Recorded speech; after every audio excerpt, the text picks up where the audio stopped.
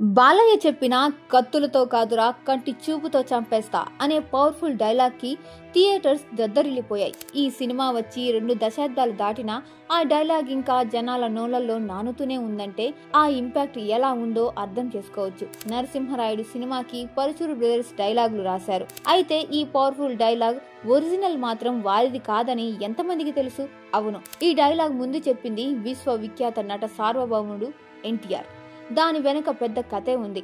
రాజకీయాల్లోకి రాకముందు ఎన్టీఆర్ నటించిన చివరి సినిమా నా దేశం. హిందీలో అమితాబ్ నటించిన లావర్సిస్ సినిమాకి ఇది రీమేక్. హిందీ కథని ఎన్టీఆర్ ఇమేజ్ కి తగ్గట్లుగా మార్పులు చేశారు పరుచూరు బ్రదర్స్. మాస్ ఇమేజ్ కలిగిన ఎన్టీఆర్ కు ఈ సినిమాలో ఒకే ఒక ఫైట్ ఉంటుంది. అయితే ఫ్యాన్స్ ని మెప్పించేలా మరొక ఫైట్ పెడితే బాగుంటుందని నిర్మాతలు భావించి అన్నగారితో మాట్లాడాలని పరుచూరు గోపాలకృష్ణకి ఆ బాధ్యత అప్పగించారట. ఓ రోజు వీరంతా కలిసి ఎన్టీఆర్ ని కారులో పికప్ చేసుకుని షూటింగ్ కి బయలుదేరారు. మాటల మధ్యంలో సినిమాలో మరో ఫైట్ ఉంటే బాగుంటుందనే విషయాన్ని గోపాలకృష్ణ ప్రస్తావించగా ఏ సీన్లో ఆ ఫైట్ పెడతారని ఎన్టీఆర్ అడిగారట. పరుచూరు గోపాలకృష్ణ ఒక ఆర్టిస్ట్ పేరు చెప్పి పలానా సందర్భంలో మీకు ఫైట్ పెడితే బాగుంటుంది అన్నగారు అని చెప్పగా అస్సలు బాగుండదని ఆయన చెప్పారట.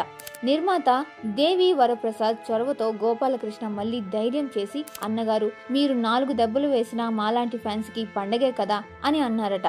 ఆ కారులో ఉన్న వారందరి ఇంట్రెస్ట్ ని గమనించిన ఎన్టీఆర్ దేనికైనా ఓ స్థాయి ఉంటుంది బ్రదర్, సత్యనారాయణతో ఫైట్ పెడితే బాగుంటుంది కానీ మీరు చెప్పిన వారైతే మేము గట్టిగా కన్నెర చేస్తే గుండాగి చేస్తారు అని అన్నారట. ఈ ఘటన 1982లో జరగ్గా 2001లో వచ్చిన నరసింహనాయుడులో సరిగ్గా అలాంటి డైలాగ్ నే రాశారు పరుచూరు బ్రదర్స్.